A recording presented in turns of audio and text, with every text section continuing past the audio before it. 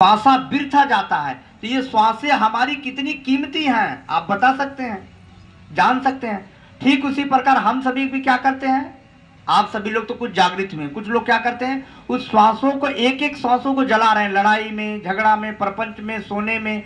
उस श्वासों की कीमत क्या है कि आप योग से जुड़े, ज्ञान से जुड़े, धर्म के कुछ काम में आ जाएं, लोगों के कुछ काम में, तब तो श्वासों की कीमत है। नहीं तो हम भी तो वही कार्य कर रहे हैं, हमारा भी, हम सभी का भी कार्य है कि श्वास से, जिस प्रकार से राजा ने उसको लकड़हारे को अपने जैसा बनाने के लिए भेजा, लेकिन उस काम पे खरा नहीं उतरा, ठीक उसी प्रकार आप देखेंगे कि भगवान ने हम सभी को नर से नारायण बनने की प्रक्रिया में भेजा कि हमारे जैसा बनो इस संसार में जाके। लेकिन हम क्या है, आलस में, लड़ाई में, झगड़ा में, डिप्रेशन में, प्रपंच में, अपने इतनी कीमती जीवन को, इतनी कीमती श्वासों को, उन्होंने कहा, कहता हूं कह जाता हूं बजा बजा के ढोल, श्वासा बिरथा जाता है तीन लोग कम में मूल। इसलिए आप सभी की जो श्वासें हैं बहुत कीमती हैं, उसका कोई मोल नहीं है तीनों लोक में।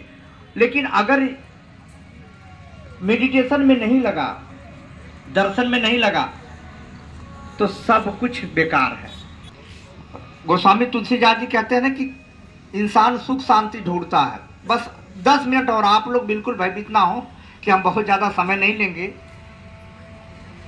गोस्वामी तुलसीदास जी कहते हैं कि वो कहते हैं कि कमठ पीठ जामहि बरुबारा, बांध्या सुत बरु काहू मारा, फूले ही न बरु विद फूला। वो कहते हैं कछुए के पीठ पर बाल आ जाए, इस बात को एक बार माना जा सकता है कलयुग में।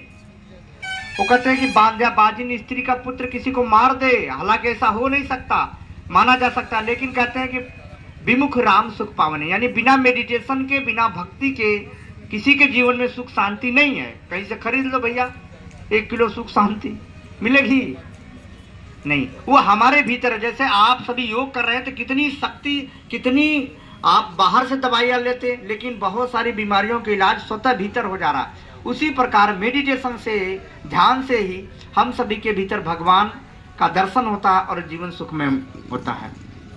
तो आप सभी लोग को, मुझे लगता है प्रयास महीने में या हफ्ते में 1-1 दिन सत्संग भी होता रहा है, क्योंकि ये हमारी वैदिक संस्कृति, जैसे आप सभी योग के लिए आए हैं और योग के आगे भी जुड़े, जो मेडिटेशन, फिर देखिए जीवन कितना सुखमय है, शांतमय है, भक्तिमय है और जीवन में कितनी आनंद है। तो 2-3 बातों को मैंने समझाया। एक, हमारा जीवन बहुत मूल्यवान है, बड़े भाग से मिलता है, 84 लाख योनियों के बाद मिलता है। अब की चूके चूक है, पछतावा रह जाए, बार बार नहीं मिलता, एक बार मिला है। क्योंकि गोस्वामी तुलसीदास जी को लिखना पड़ा, बड़े भाग मानुष तन पावा, सुर दुर्लभ सब ग्रंथन गावा, साधन धाम मोक्ष कर द्वारा, कि बार बार नहीं मिलता, लेकिन मिला है तो इसको कुछ यूज कर ले, इसको कुछ हम अध्यात्म में लगा लें, ताकि हम सभी का जीवन अध्यात्म में हो, भक्ति में हो, सुख शांति मिले, जीवन में दिव्यता आए।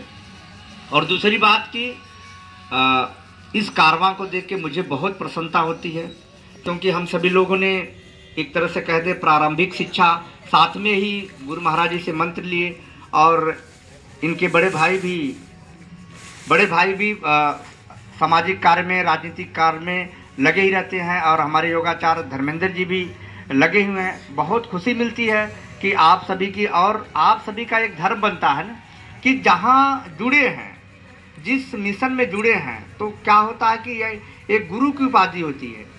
जिस गुरु कई प्रकार के होते हैं, आध्यात्मिक गुरु होते हैं, योगाचार्य होते हैं, शिक्षक होते हैं, तो उसको हम सभी लोग मिल के संगठित करके बढ़ाएं, ताकि जब बढ़ाएंगे तो आपको भी प्रसन्नता मिले कि हमने समाज में एक अच्छा कार्य के लिए सहयोग दिया, एक अच्छा कार्य, एक मिशन खड़ा कर लिया। दुनिया में बहुत सारे ऐसे लोग बने हुए हैं, लेकिन सत्य का साथ देने के लिए, सत्य के साथ खड़ा होने के लिए भाग्य हर किसी को नहीं मिलता। आप सभी को लिए मिला है, ताकि जिस प्रकार से आप सभी लोग बीमारियों से दूर हुए, जिस प्रकार से आप सभी का मन शांति में लगा, इस कारवां को और आगे बढ़ाए। और मुझे तो लगता है कि किसी भी कार्यक्रम को, मिशन को लिए, जब तक आप संगठित नहीं होंगे ना, संगठन का बड़ा प्रभाव है। संगठित होकर एक ही इशारों पे, जैसे कहा जाता है, जैसे चींटी पाछे कोटि चींटी चली जाता है, चींटी को देखते हैं लाइन से चलते हुए, उसी प्रकार आप इस मिशन में, जो हमारे योगाचार्य जी का चल रहा है मिशन, उसमें चींटी की तरह चलना। अर्थात ये नहीं कि इधर से मनमानी निकल गई, उधर से चींटियों को देखें, चींटी देखेंगे नहीं, वो गुरबाणी में आता है, जैसे चींटी पाछे कोटि चींटी चली जात, इकटक पग डगमग सावधान है।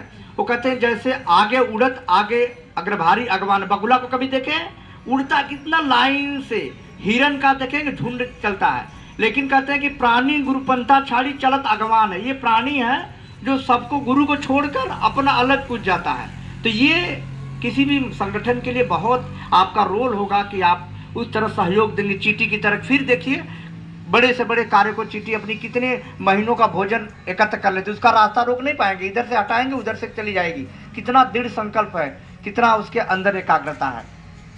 तो यही कुछ बातें थी, कुछ विचार थे।